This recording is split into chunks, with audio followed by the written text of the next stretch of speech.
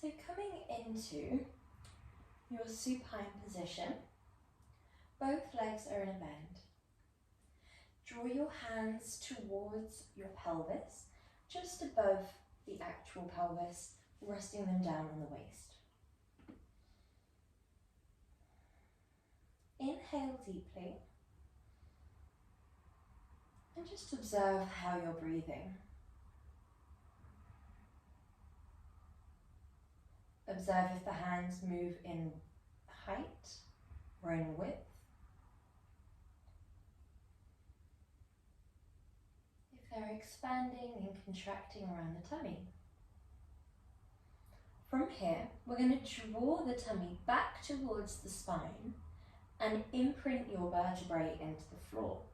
So we're thinking if you were laying in sand, you'd want to be able to stand up and see where your vertebrae was imprinted down into the ground. So once we've got the belly button drawing towards the back, we're going to allow ourselves to draw about 100% first of all. Inhale and then exhale. We should notice that we breathe into the width of the chest, the width of the diaphragm. This time we're going to lower it to around 50% engagement. Inhale, exhale. And now we're going to half it again, lifting to around 25%. The belly button is gently taut, tied to the spine, holding back. We inhale.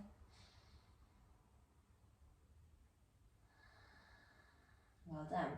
And we want to make sure that we are engaged as opposed to just sucking back and in. So the abdominals are switched on around 25% and they're drawing up and back around 25%. We also have a lift in our pelvic floor of around 25%. Okay, so from here, those two internal engagements of abdominal and pelvic floor lift should feel maintainable, but not distracting. We should be aware of them, that it shouldn't be at all uncomfortable to breathe. We should be able to breathe fully into the width of our torso. This can take a while to get used to, so take as long as you need throughout the session, finding this internal imprint before moving into your pose or your movement.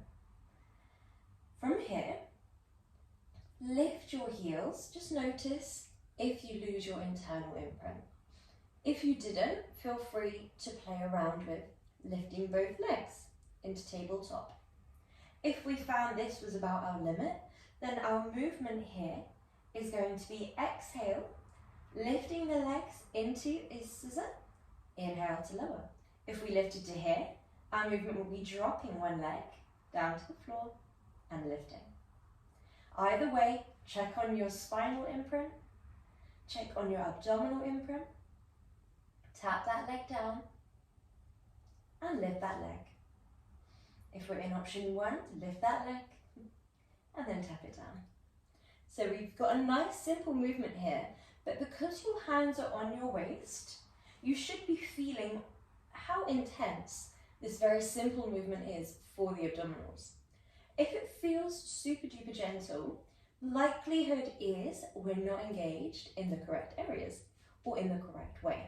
So we have this Pilates imprint, we have our spinal imprint, we're thinking about drawing belly button to spine, lifting the pelvic floor. There's minimal movement here.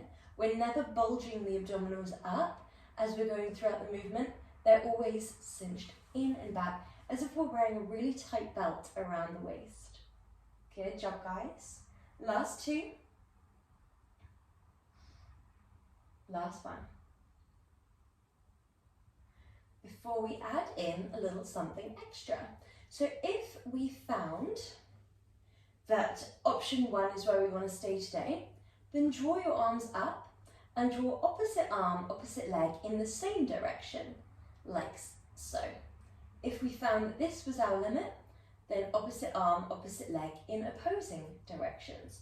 If you feel comfortable to take it up even more of a notch, lift the legs, gently externally rotate, and then we draw opposite arm, opposite leg in external directions, or sorry, in opposite directions, but we are keeping the leg as straight as you feel comfortable to.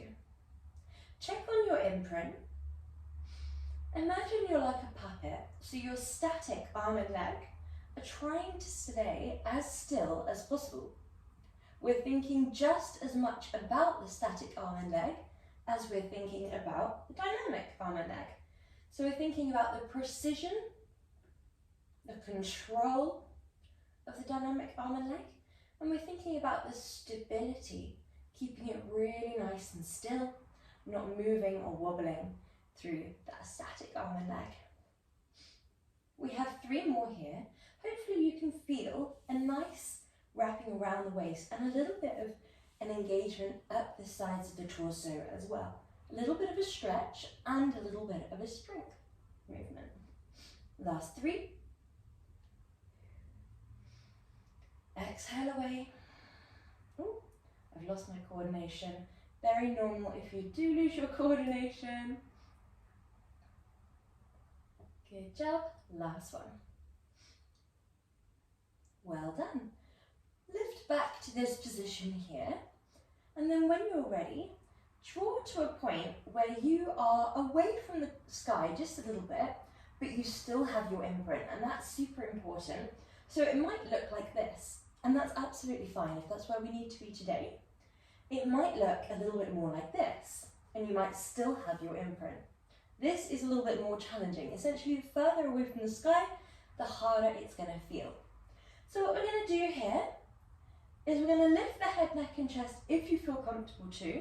Keep the back of the neck elongated and long. We're going to hug your legs in and really scooch the knees in towards your chest. So we're not lifting the hips, so we're not thinking about sort of a roll-in sensation. It's just flat back, knees are so scooched in that the abdominals are really nicely tucked back towards the spine. You draw away, back to your angle, and this time we swoop the arms around. Scoop the legs in. Send the arms back, swoop them round. Hug them in towards your chest. Send the arms back.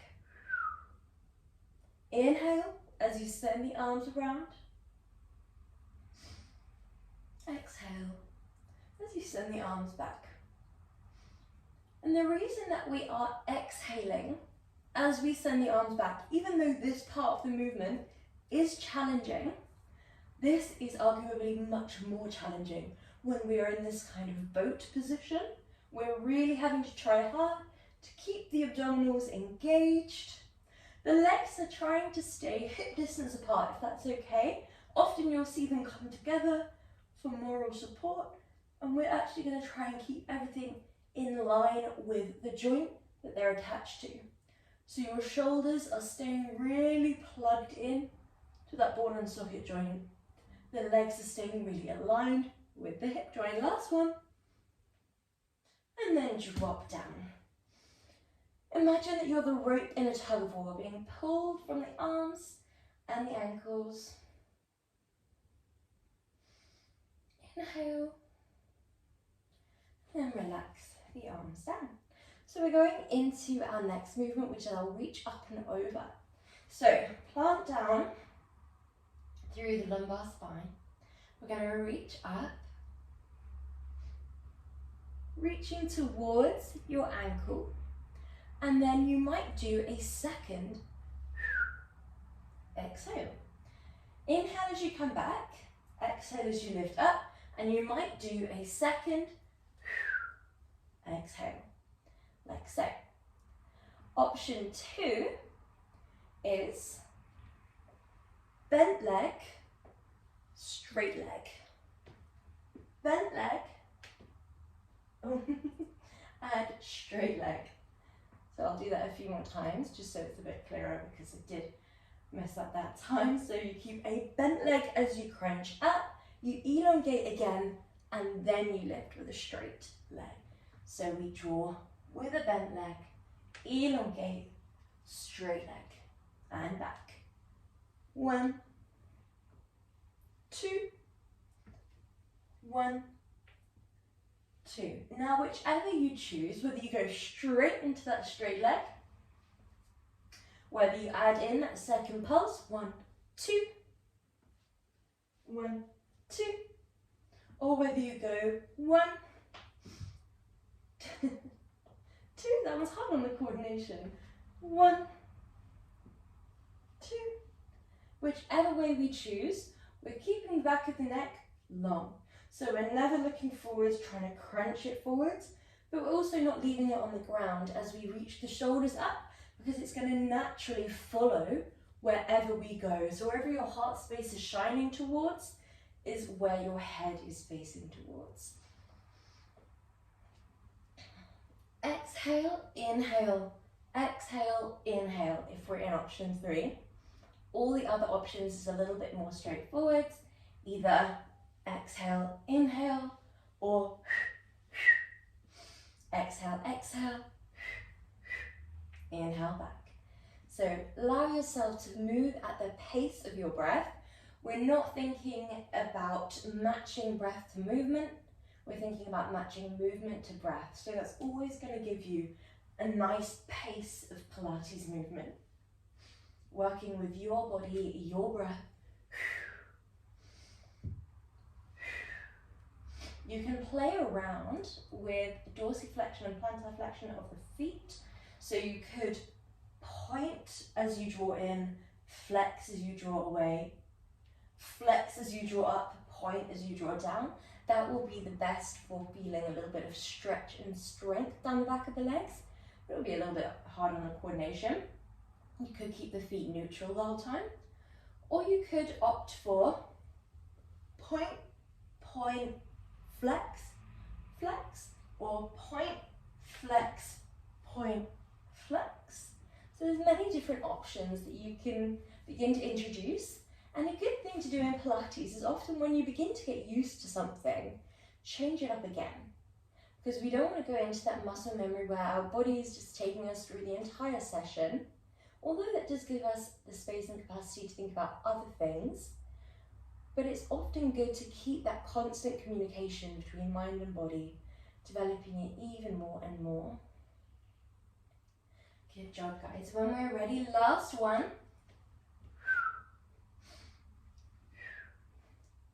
And relax. So from here, we're going to take our roll-ins. We don't have many of these at all. We opted for a few more of the opposite arm, opposite leg reaches.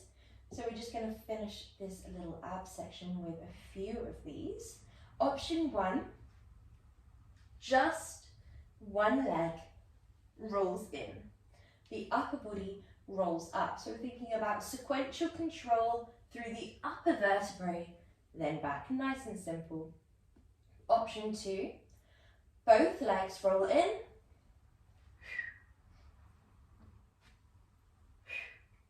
Like so. And then option 3, you can do a little combination. 1, 2. 1, 2. Like so. Okay. When we're ready, whichever one looks good for you, we'll draw the arms long. Again, make sure the shoulders are plugged in before you guide them back. Then imprint your spine, imprint your abdominals. That might mean a little bit of a scooping of the tailbone away from the ground. When you're ready, exhale, scoop the upper spine away from the ground, and other side. If you're in option 1, then we're just staying with that one leg. If you're in option 2, then it's both legs, and you're not just scooping the shoulders off the ground, but you also, as long as you have a nice padded mat, are also scooping the hips off the ground. So you're thinking about scooping tailbone away from the ground, shoulders away from the ground, and then drawing long. If you're in option 3, it's one leg, long. Both legs, long. Other leg, long. Both legs, long. So listen to your body. Find what feels right for you. Move at your own pace of breath here.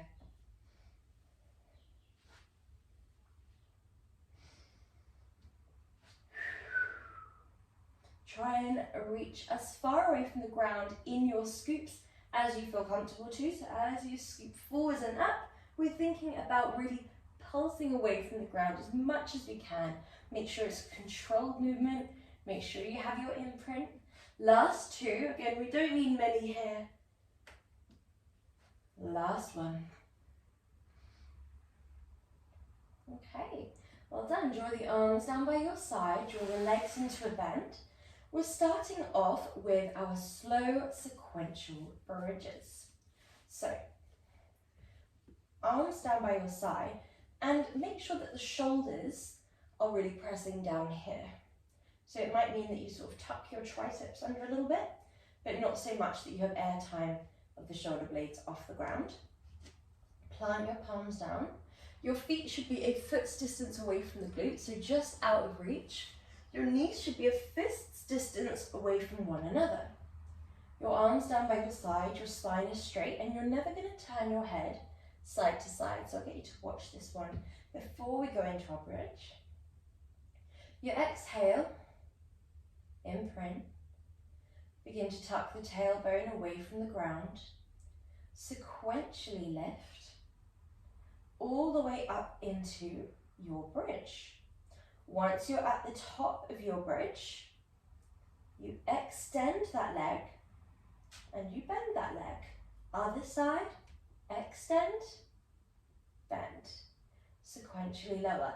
Now the other option there, option 2, is the exact same movement, but the palms facing towards one another. Gently lift to stack over the shoulders as you roll up. We again have the option to lift, lower, lift, lower, roll down, like so. Okay, whenever we're feeling ready, come down onto your back, palms face down for option 1 or towards one another for option 2. Inhale, find your imprint. Lift the pelvic floor, lift the core, tuck the tailbone away from the ground, and begin to slowly and sequentially lift up. The arms move at the same pace as the spine lifting if you're in option 2. When you're feeling ready, we exhale, inhale, exhale, inhale, exhale. Now, if that felt far too much for today, then keep the arms down and you don't even have to lift the leg. If you have an unpadded mat, it might not be that comfortable to lift the arms. There might be too much pressure on the shoulders. We always want to make sure that the pressure is on the shoulders, never on the head or neck. So if we're keeping the arms down, it's the exact same movement. If you want to skip the leg lifts, then do. If you want to keep them in, make sure that you are tucked up with the tailbone, aligned with the thighs, so that when you extend one leg and bend that leg, your thighs are always perfectly parallel. Easier said than done. This keeping of the thighs parallel is really, really helpful for when we're working with our proprioception. So we're trying to work out when we send that leg long, if we bend it simply, is it going to land perfectly parallel next to the other foot? And the more parallel the thighs are, the more lifted the hips are, so they're not dropping either the stable leg or the unstable leg. That way we know that if we extend the leg, simply hinge from the knee, and then hinge from the knee, that the feet are going to land perfectly parallel. Exhale, tuck tailbone away from the ground, roll sequentially. Last one.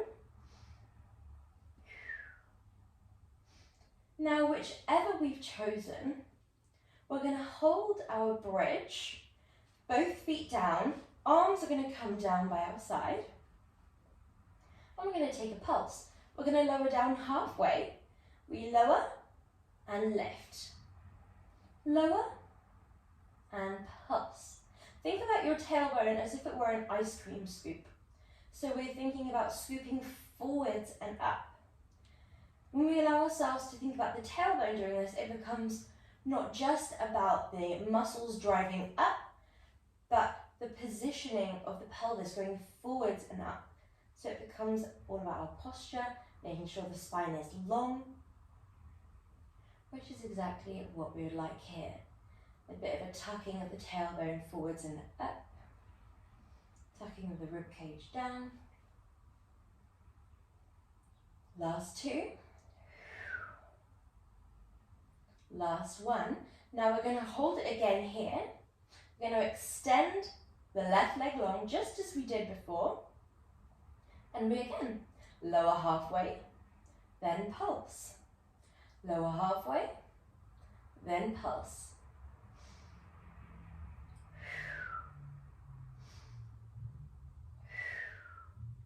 Last two. We don't need many here, I'm sure you can feel. Last one, before we plant that leg down. Swapping sides, try and keep the hips as squared off as you can to lower that leg, lower the hips and lift. Pelvis lowers and lifts. 1, 2, we lower down around halfway, then lift. Halfway, then left. It's normal to notice that one side is a lot more switched on than the other. That's absolutely fine if we do notice that. Last two. These unilateral movements are really amazing for evening out imbalances over a long period of time. From here, sequentially lower yourself back down. Draw yourself long for a quick stretch here. And then hug your legs in when you're ready.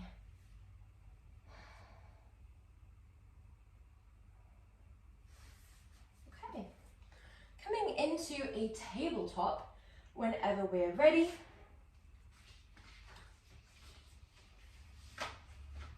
So all of the movements in Pilates you can absolutely do without equipment.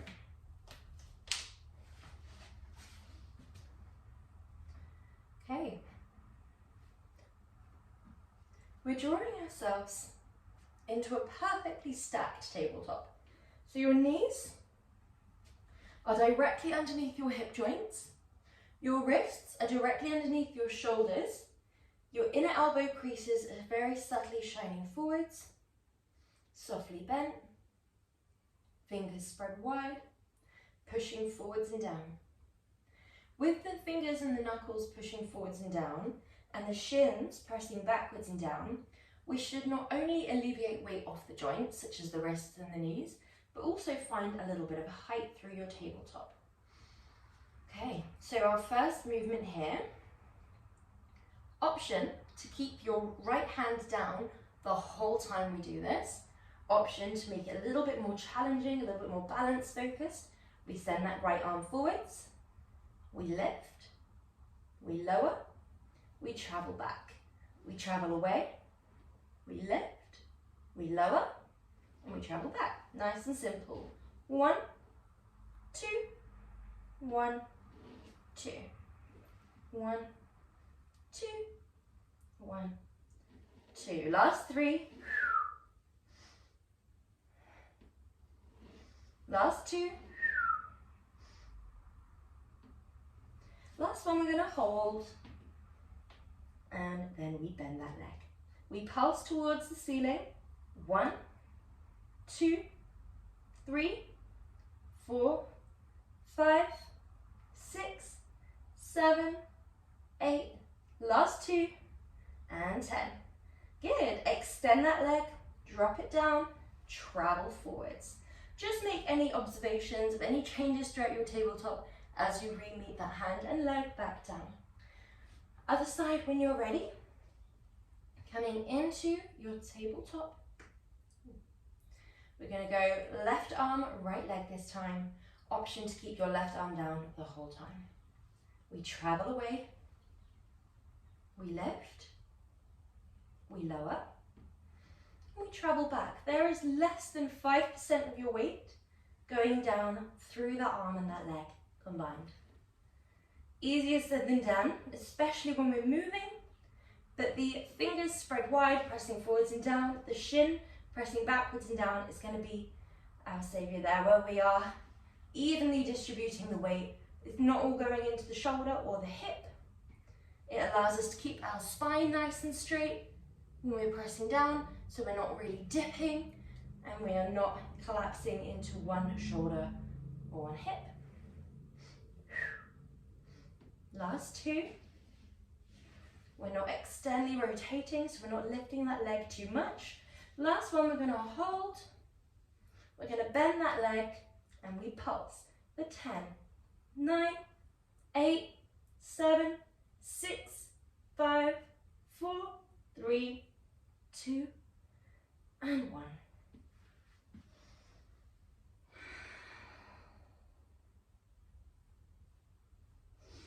Okay, when we're ready, come all the way onto your fronts. We're going into our swimming here. So we're going to draw our arms out in front, draw the back of your neck long, and both legs are in line with the hip joints. Feel free to visually check, just looking over your shoulder. And then when you're ready, forehead rests down, pelvis presses down, abdominals lift up away from the ground. So much so that you can really feel the muscles drawing away. If there was a penny coin beneath your belly button, it would be really trying to inch away from that penny coin as much as possible. Yet the pelvis is drawing down. The legs are glued to the floor here. And when you're ready, we unpeel one leg off the ground, peeling that glue away, and the opposite arm lifts. We lower that down into the glue, and then other side. Imagine that you're holding a pen in both feet and both hands, and the arm and leg that's lifting, opposite arm, opposite leg, are trying to draw the straightest line possible. Not necessarily the tallest line possible. And imagine that that paper is just out of reach. So you're really, really trying to reach forwards with the hand, reach backwards with the leg, always prioritizing length over height.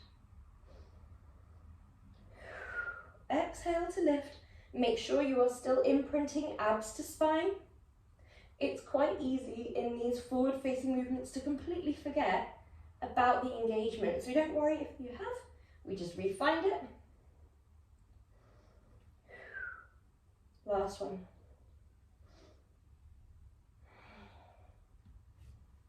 Hands come back underneath the shoulders. And we're going to go onto our sides.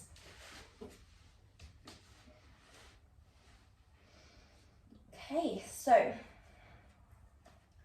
our legs are in this clam position. We're starting off with nice simple clams. I would recommend using your arm, so your bicep and your forearm, as a little pillow, as opposed to having it like so. If we have the spine like so, then it's in a bit of a curve already, so the pelvis is shining up, and that's going to throw us off our balance, and we're going to fall backwards just a little bit more. So if we're here, our spine is straight all by here, where we're most likely relaxed.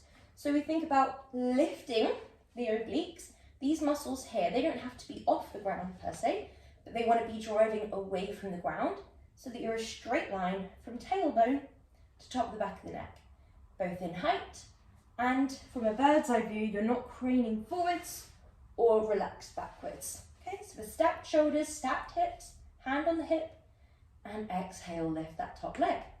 Inhale, lower. If you want to take it up a notch, then draw your hand to the floor and float your shins off the ground. Sorry, hand to the hip is up a notch. If it's too much, take your hand to the ground. Good job. If you want to feel it more in the glutes, click your heels and spread your toes away from one another. Pay attention to your obliques. Imagine that you're wearing that nice tight belt from the start of the session. It's just drawing enough so that you can still breathe deeply. We don't want it to be such a tight belt that we can't breathe nice and fully.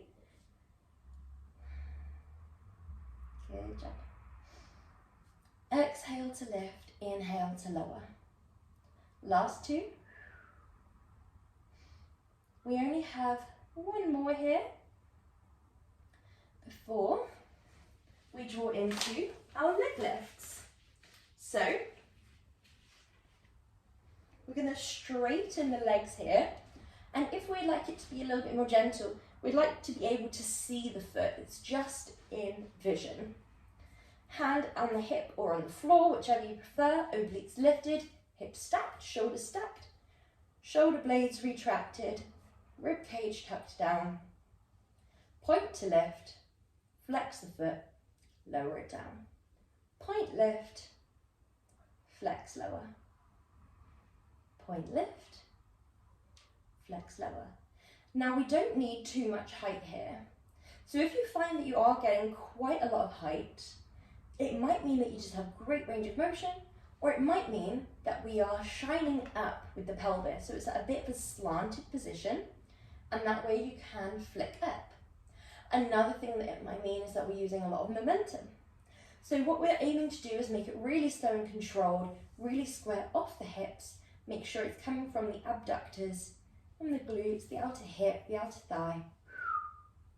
Last two.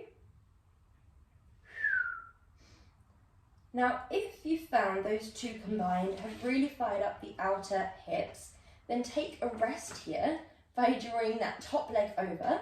If you feel that you've got one more movement in you, again, we don't have many repetitions, then we're coming into our leg kick forwards. So we bend that base leg, hand is on the top hip, and we exhale, kick that front leg forwards, point the foot, and travel back. Nice and simple. Try and keep in line with the hip as you flex, kick forwards, point, draw back. We're trying to keep as in line with the hip the whole time. So when we get back, there's that temptation to kick up. We're going to avoid that. Flex, kick forwards. Just make sure you're not going to kick anything in front of you. And then point back. That flex as we come forwards is going to enhance that sensation of stretch down the back body, or back down the back of the leg. And the point as we kick back is going to help that sensation of strength down the back body. And the same can be said vice versa, but you do feel the stretch most through the back of the leg, unless you've got really tight hip flexors.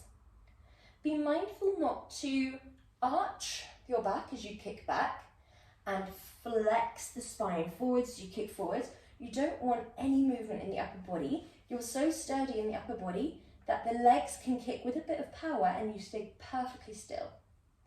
Last one. Good. And then draw that top leg over, taking a nice stretch. Side lying leg series are always quite an intense burn, but it dissipates very quickly.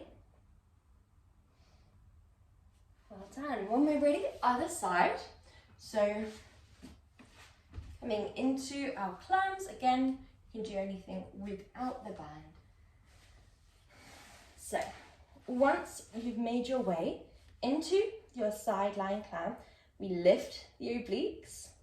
Make sure that you're a straight line. So you don't want to be lifting so much that you've sort of overcompensated in the other direction. You just want to aim to be as straight as possible from a bird's eye view and from a front on view.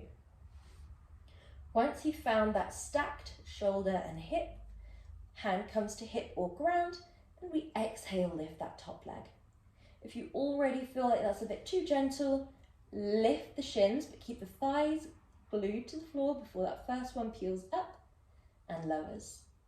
The entirety of the inner feet are flush together, unless you'd like to target the glutes that little bit more, in which case, click the heels together. You can even spread the toes like a frog, really far away from one another. Good job. Exhale, lift, inhale, lower. You can be in option 1, 2, or 3. Good job. Last one. We don't want to do too many repetitions in our side lying movements because we often pop a few together. From here, extend your legs long. If the extension of that base leg makes you feel really wobbly backwards and forwards, keep it bent by all means. We'd like our feet to be just in view. So if we were to look down, we'd be able to see our feet. i.e. we're not a perfectly straight line. From here, exhale, lift that top leg, flex, lower.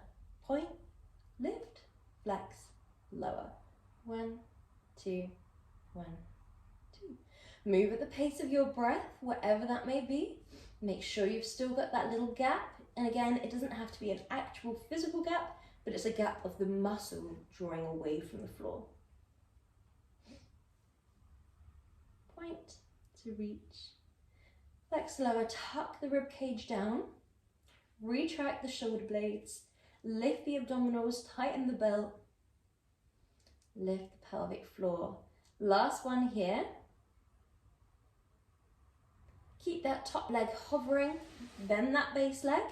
Check in on your upper body. Make sure you are correct. Stacked, tucked, and we kick forwards. Good. A lot of people like to imagine there is a resistance here, whether that be a pulley in front of you and behind you, and you're pulling away from the pulley. It helps get the abdominals involved because you're thinking about this force that you're having to go against. Or some people like to visualize that sort of texture of custard and moving their leg through as it is a little bit more resistant as we're trying to wade through, and it helps sort of set that pace as well. However, if you prefer just to think about what's in front of you, not visualizations, then just focus on that leg staying hip height, dorsiflexing and plantar flexing, exhaling forwards, inhaling back. Just thinking about the logistics of each next moment. Last 2.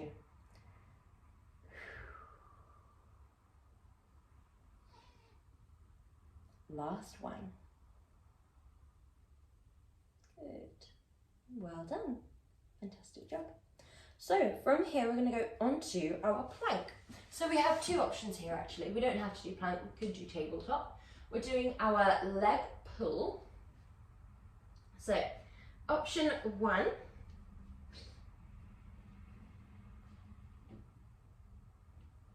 1, 2, 1, 2. If we're in half plank, a little bit more like so. 1, 2, 1, 2. If we're in full plank, 1, 2, 1, 2.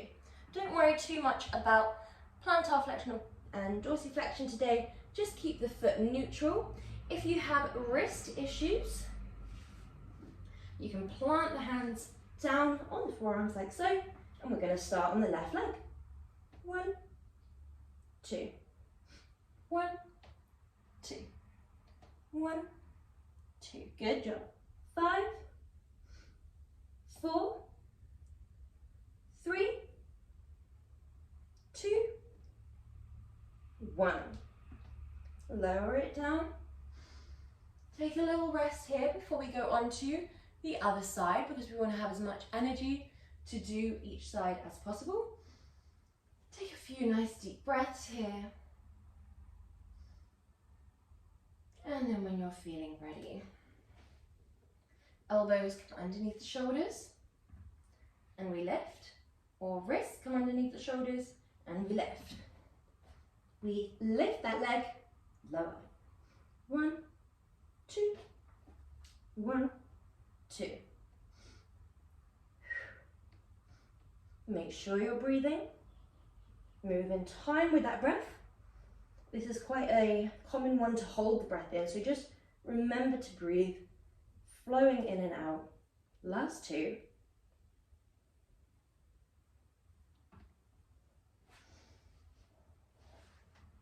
Hands come underneath the shoulders, and we press up into a cobra. And the cobra is only as high as you feel comfortable for it to be. So it might be a little baby cobra, or it might be a full cobra.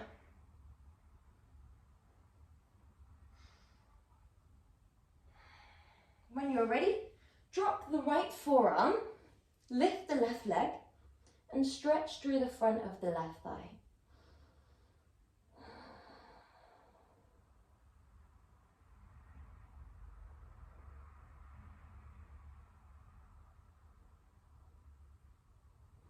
then swap sides.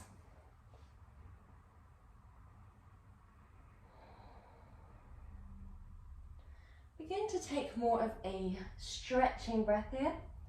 Mouth is closed. Breathe fully into the belly, fully out. Well done. Hands come underneath the shoulders and we press into our downwards dog.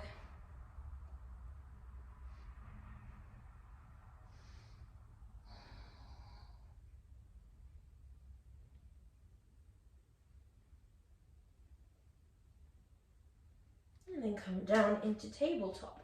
We're going to round through the spine and hold it there.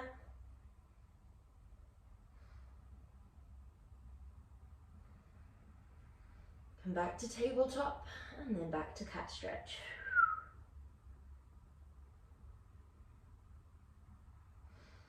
Back to tabletop, last one, back to cat stretch.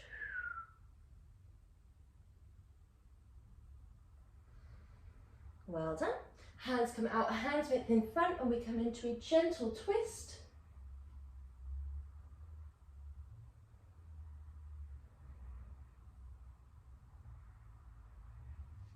And other side.